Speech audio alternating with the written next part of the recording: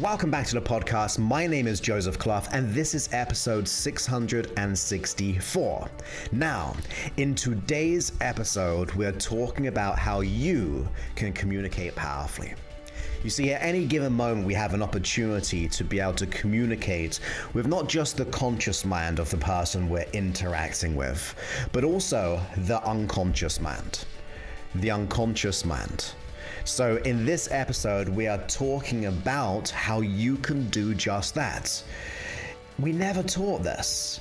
We are never taught how to communicate. Well, we are, and we have been, but not to this level, because we only talk about the conscious communication. So let's think, well, why is this important? Why is this important to learn how to communicate?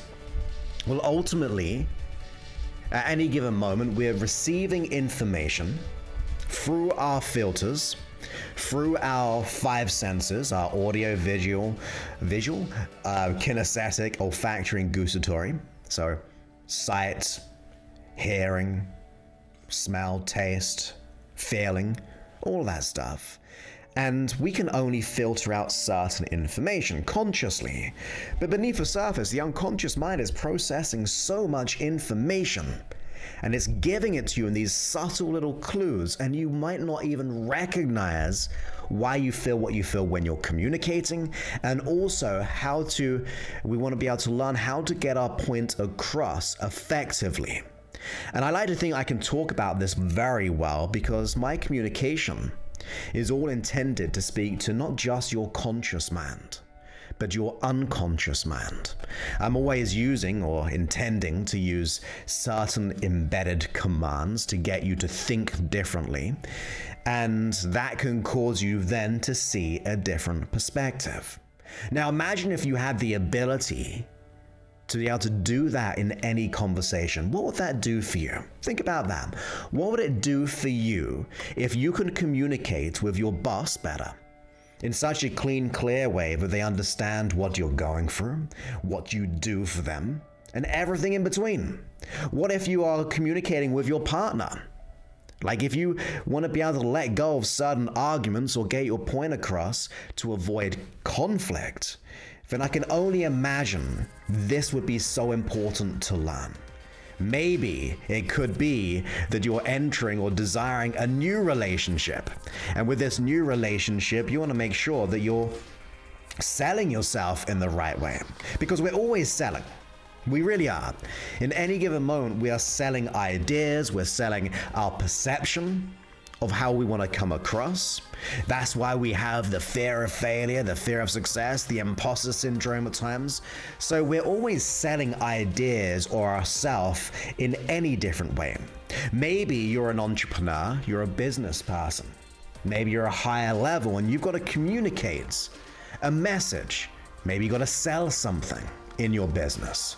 Well, what would it be like if you were to ethically communicate the value behind what you do? Because of course there's a lot of resistance and a lot of friction when it comes to selling. Always on our guard. So wouldn't it be nice to be able to bypass that, put at ease, and actually sell them what you want them to sell with like I said, being ethical in getting the result that they desire, to remove that resistance. So if any one of those resonate with you, then this one will as well. We want to make sure that we're communicating powerfully to ourselves, our own unconscious mind. Maybe our self-talk is rock bottom right now and you're like, I'm so silly, I'm so stupid, why did I do that? All those things. That is what we have to think about. We have to get our mind in the place of going, okay, what am I communicating to my unconscious mind? And also, what is my unconscious mind communicating to me that I may be missing out on certain signals and information data points that are causing me to not live the life I want? So I think we can all say, look, this is why we should learn communication. And we could also say the ability to gain rapport with anyone in any single moment, no matter what the situation. And in today's world, we need that more than ever. There's so much noise that we're not actually communicating effectively. Okay? This is why we have to learn. We have to learn how to communicate. So let me give you just this breakdown right from the beginning. And if you don't know, if you're listening to this on the podcast, the app, this is being broadcasted live, and this is a recording of the podcast. So feel free to always join us on the live stream at youtube.com/Joseph Clough. And what happens is we have the pre-show, we have the content, and then the after show where I get to then communicate with you as to what is happening, where we are, what did we learn, and how I can actually help you further. So feel free to join us. But let me give you this stat. And how they got this, I do not know. But it's generally recognized that out of 100% of communication, 100%, only 7% is the words that we use. Think about that. We would like to think maybe our words are the driving force behind communication, because those words have weight behind them. But in reality, it is only 7%. You may be asking yourself, well, Joseph, what is the remaining percentage? Well, it will go down to our physiology and also our tonality. Now, to prove this right, have you ever had or received an email, or maybe you sent an email and got this email back or a text message, whatever it is, we then go, that sounds really rude. You take their words, or they reply back to you, and they're going, you don't understand anything I said. Well, think about it. It's only the written word that was received. They didn't have your tone. They didn't have your physiology. You could have said, with so much love and care in that email or that text message, but they didn't receive any of that because all they could do was read the words from their point of view, based on what they were feeling, based on their beliefs, their ideas about what you were trying to say. So your unconscious mind is processing just these words and coming up with a totally different level of outcome of that communication. This is why I don't like emails, this is why I don't like text messages unless you know the person very well. Like if you know as your partner, they understand your energy most of the time, hopefully, and vice versa, that you can then decipher it. But on the general side of things, and we can go into social media here as well, the posts of people out, whether it be a story or a picture of words, a tweet, all that stuff, they're making up that extra 93% of that communication to their own conclusion. They're only receiving 7% of your words. And as we said, the other percentage is based on our physiology and our tonality. What is the breakdown of that? Well, the physiology is 55%.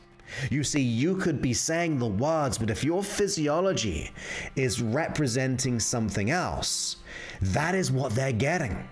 That is what they're experiencing. We want to get to the understanding that actually I need to change my physiology to be able to produce the better communication. And we'll get to tonality soon. But let's imagine this. Let's just say you say all the right words. You go into an interview or you're selling something and you're saying, look, this will deliver this, or I will show up for the job in this way. But your physiology is going, I'm not worthy. I'm not enough. You're feeling anxiety, you're feeling worry, you're feeling doubt, then that physiology is giving all these red lights, all this hesitation, all of these anxieties, which causes the person to receive that information, despite you saying every single word perfectly. That is why we can go through situations, go, well, I thought I was doing perfect. But your physiology is presenting something else. So whether that be your posture, whether that be your facial expressions, whether that be your breathing, maybe you're saying, yeah, I'm really fine and relaxed, but your breathing is very highly elevated, that it causes you to communicate that. Now you actually look anxious, but despite going, well, I'm a very confident person. So our physiology is huge. Huge. And we also know that based on maybe our interactions with people. We make judgments on their physiology.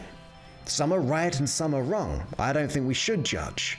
I think we should be curious to ask questions. Let me prove it to you why we should not judge. If that person was rapidly breathing, what could that be? What could it mean? Well, you might go, well, that means they're anxious. Maybe, but maybe they're in a form of shock. Maybe they've just gone for a run, and therefore their breathing is highly elevated. So we don't want to judge that communication, but we do want to be consciously aware of it, whether it be with the person we're talking with, and also, as I said, the communication we are presenting to them. What are we presenting to them? Because they won't understand it. Because remember, the unconscious mind is processing this information. So, knowing that our posture, maybe we're saying, yes, we're really confident, but our posture is all shrunk and like kind of tense and worried, then we're not going to communicate. Maybe our breathing is all wrong, maybe our gestures, and we can break this down to different cultures, right? So if you go to, for example, one or more extreme, which could be like, say, Italian, where they may be using their gestures far more compared to maybe an Englishman like myself, then there's going to be a mismatch. So we want to be conscious of what we're communicating, what other people are. And as we said, we've also got our tonality. So if your tone is presenting something, if you're saying certain words like I love you, but in a crazy angry voice or a stressful one, it's a weird communication, right? We're going to receive it differently. So our tone, our tempo, our timbre, the volume is going to attend or create certain responses. And remember this deeply. The meaning of communication is the response that you're getting.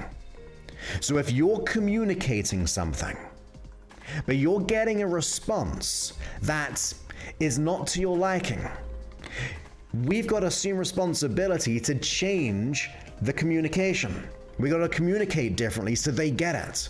We've got to take that responsibility to communicate it in a different way.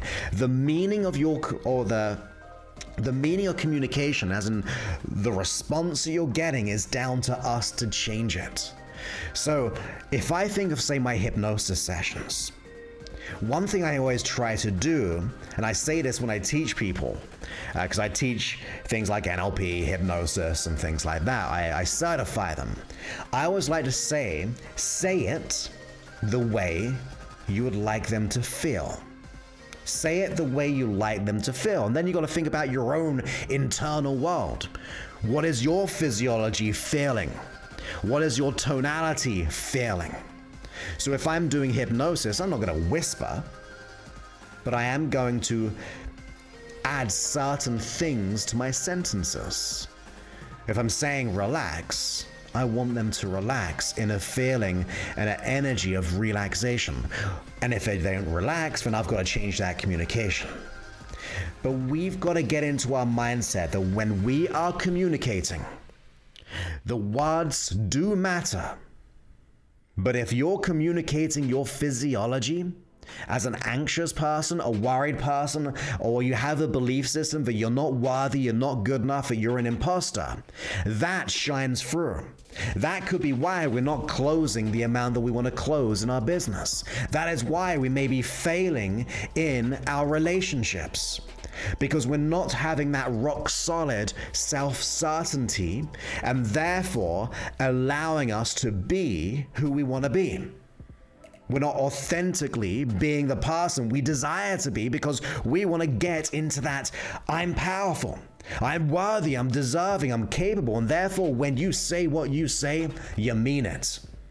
You can tell the difference between when you are saying words of congruency compared to words which you don't resonate with as much.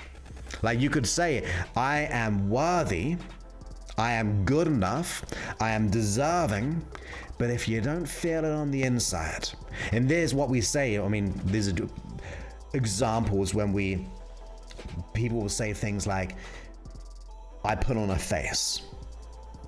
I'm trying to be what people think. If people knew how I felt on the inside, they would not think I'm that person. Because we're pretending to be someone that we're not because we don't feel enough or worthy. So if I were you, realize, have the conscious awakening that ultimately your unconscious mind is communicating far more in your physiology and your tonality. So wake up to that fact. Wake up to the fact that you are communicating information all the time. And based on the quality of that communication will dictate the results that you're getting. That is what I'm about. Then the other thing is this. Are there any internal blocks that are creating this mismatch of energy, that is creating this incongruency, which is creating this contrasting communication? You're saying all these things, but you're feeling differently from those words, and therefore having the anxiety and the doubt within that conversation. Because that's what you got to start to then focus on. So wake up to the fact that the words that you say can mean nothing sometimes, because it's only 7% of all communication. But the remaining percentages is your physiology and your tonality. Work on that and recognize what's going wrong. If you're in conversations with people and people aren't understanding what you're saying, remember we got to change how we communicate. And it's your internal representation of yourself most of the time, because that is your identity, and therefore you will speak about your identity to them unconsciously. So if we feel good enough, we communicate with power. If we feel not good enough, like an imposter, we are communicating unconsciously all the scarcity, worry, and doubt. Now, the other thing is this. Even if you had a great communication, like you're operating from the physiology and you're operating from the tonality, let's break down what those 7% of that words is about. Because they're not just words. You see, everyone is different with this, and you're going to have varying experiences of percentages. But some people are visual people. Some people are auditory people. Some people are kinesthetic, the feelings. Some people are very AD, like the self-talk, like they're just talking on the inside. And maybe you're one of those in between, or maybe slightly kind of evenly balanced. That's what you should be learning to be, by the way. But if you are, say, like communicating, something like, can you see what I'm saying here? Well, if they're very, very kinesthetic, let's go for the extreme, very kinesthetic. I don't feel that at all. You see, the words that you say, you'll have what they call like predicates, which is the kind of words that you use most often, like visual words. Or does it sound good? Does that resonate with you if it's sound as well? You could be having a great conversation in reality, or not in reality, but what you think is, but you're missing each other. I like to think that communication of the words that we say is a bit like the love languages. Like one is acts of service, one is time, I think. I can't believe I can't remember the others. I'm an acts of service kind of person predominantly. Gifts, I think, physical gifts one. Go research it if you don't know. But it's how we like to be loved and how we actually communicate love and care. Now, you could be mismatched. You could be like an acts of service kind of person. So you're just doing things for people all the time, your partner. But the words one is what just came to me is words of affirmation. Maybe they feel love via words of affirmation. They don't care about the gifts. They just want to be told that they're beautiful, that they're loved, all those kind of things. And in the same way, it's very much when it comes to the words that we use. If we're communicating in a just pure visual way, or an auditory way, or a kinesthetic way, our feelings could be mismatched to the person. So you want to make sure that you are communicating, because this whole episode is how to communicate powerfully, is to be able to use your repertoire of using all the words. Because look, as a quick example, you being here, I can see how we're going to make changes together. And when we get to that place, we're going to understand and resonate, or I want to make sure that it's going to resonate with you that will allow you to feel so good about this, you're going to say to yourself, I want this. Now, of course, we use visual, auditory, kinesthetic, and the AD. Like I say, you're going to say to yourself, I want this. I used all of them in one sentence, pretty much. So it's a very quick example. But ultimately, you want to be able to rein in everyone. And especially if you are a communicator in audiences, and I try to do this all the time, when it comes to using different levels of predicates, which is our visual, auditory, and kinesthetic, and our AD, our self-talk. Now, if we think about the words that we use, the other thing we can talk about, and there's just like a quick level of powerful communication with being in one episode. But sometimes the way that we communicate is based on how we have rapport with someone, like the things that we have in common. So if you're able to find something that you have in common with someone, the chances are you're going to be able to communicate better. I know before, like when I've been on holiday or vacation, you meet someone and they say, oh, have you ever been to this place? You go, yeah, I went there when I was a kid. And they go, oh, so did I.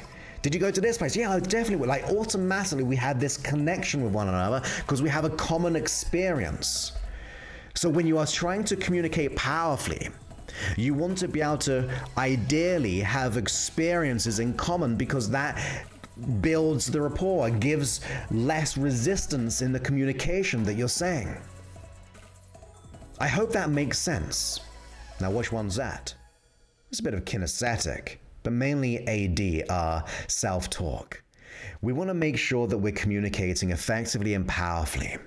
Be able to communicate our thoughts by painting images in their mind that allows them to, like I said, resonate with it. It allows them to feel good in any endeavor. Now, the other thing I want to talk about is when you are receiving communication, because you may be thinking about their tonality and their words and their physiology, but something that we always forget about, and especially in this day and age, and to me this is really, really important. We take on what they say as an end outcome, but that's all there is. The end outcome of the communication is all that it is, but really, in a society these days, we have lost something so powerful, something so meaningful to me, and that is intention. When we're communicating with people, we should be looking at the communication as an intention-based and an outcome. What is the intentions behind what I am saying? What's the intentions of what someone else is saying? You see, you can get into conflicts and arguments when you just take their words on. When you take on their communication. You got to look deeper than that. You've got to look so deep that you're going, look, how did they come to this conclusion? What experiences they've gone through maybe? What is their intention behind them saying what they're saying? If you get to understand their intent, you can then explore that intention to be able to open up a dialogue of communication which makes them feel seen, heard, and felt.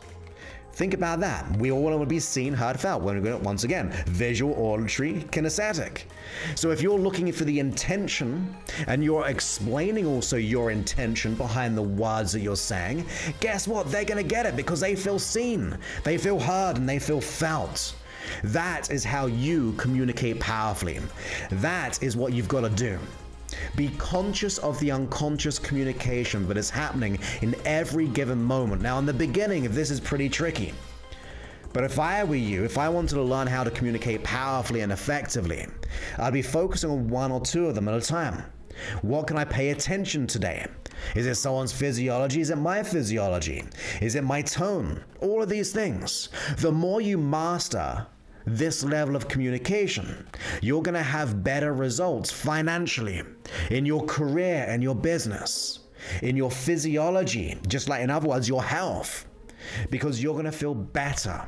It's going to allow you to feel more powerful.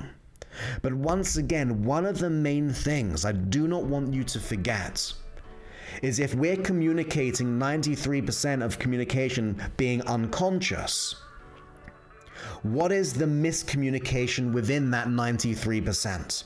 Is it simply that we didn't know about it? Is it simply that we now just know it and now we're going to be great communicators? Or is there an unconscious conflict happening beneath the surface? That's what you got to remember. Because your identity will dictate your communication. If you're coming from a place of self-worth, knowing that you're deserving and good enough and capable, of course you are now congruent in what you say and how you say it. Like, I like to be 100% certain in my thoughts and my communication. Of course, we're going to have off days, but I know that when I speak with people, I'm trying to communicate at a whole level while simultaneously having the self-esteem and self-worth of being the person I want to be. I want to be able to communicate my experience with people. You see, when I come from a place of I'm worthy, deserving enough, therefore I communicate powerfully. So much more than the opposite, right? So if you are experiencing that lack of belief, if you feel like an imposter, you feel like you're not enough, you're not good enough, you're not capable, you don't feel loved, all of those things. Maybe it's because we grew up in a bad relationship when it comes to our parents. Maybe they didn't give us what we really needed. And they came to the conclusion that that must mean we're not worthy. Or we had these expectations put upon us which made us feel like we can never be perfect. So we become a perfectionist, but we can never fulfill that outcome and objection or objective because we can never be enough. So remember to make sure that if you're going to change your communication, you must communicate differently with yourself too. In other words, working on that core self-identity. Don't focus on the symptoms like the bad communication at times. Make sure you are going for a level of, I am going to work on that core limiting belief that is creating this static noise that is not allowing me to communicate with my clients or my staff or my relationships, all of that stuff. And of course, if you ever need help with that specifically and you are a professional, you can go to josephclough.info/talk. You can go ahead and book a call with us, fill out an application so we are prepared for the call, and on that call we'll get clear on exactly what you're going through. We'll get clear that what you want to let go of, exactly what you would like to achieve, also figure out what's stopping you beneath the surface, and then if we're a good fit and we feel like we can serve you and get the result, we'll go ahead and maybe invite you into the program. There is an investment to it. It is for those who are invested, committed, decisive, who are willing to make the transformation in a powerful way, and therefore we can get your results. So that is josephclough.info/talk. Okay? Go ahead and do that if you want to take your life to a whole new level, all within 8 weeks. Life-changing, in my opinion. I know what it's like to feel not good enough and then suddenly fail it. Like, it's emotional to even think about how life is different, how life is meaningful once you make the shift. So that's josephclough.info/talk. And of course, if you're not ready for that, if you're not that kind of person yet who's a business, entrepreneur, professional, it's okay. You can always go to the app at freehypnosis.app where you can listen to hundreds of hypnosis audios within the free section. That's my act of service and my act of service of a love language. I like to help people. We've got 660 plus episodes, all for free. And also you can unlock the app itself, listen to in the day. You can transform as you go to sleep. That's freehypnosis.app, and you also can create custom hypnosis sessions within the app. Unlock it for a one-time payment right now. Might be going to monthly, who knows? Unlock it right now, and if you like the app, please go ahead and leave a review. It just means even if you get value from the free stuff and don't pay anything, we can help one person at a time by sharing and leaving a review. So please go ahead and do that. I hope you enjoyed this live recording of the podcast. If you're not catching us live, get to YouTube, look me up. I'll be right there. You'll see a picture of my face, and then just like, subscribe, and do all the good stuff. Get notified. So with that, my friends, you have the most wonderful rest of the day wherever you are in the world, and I look forward to speaking to you on a future episode. Many thanks and goodbye.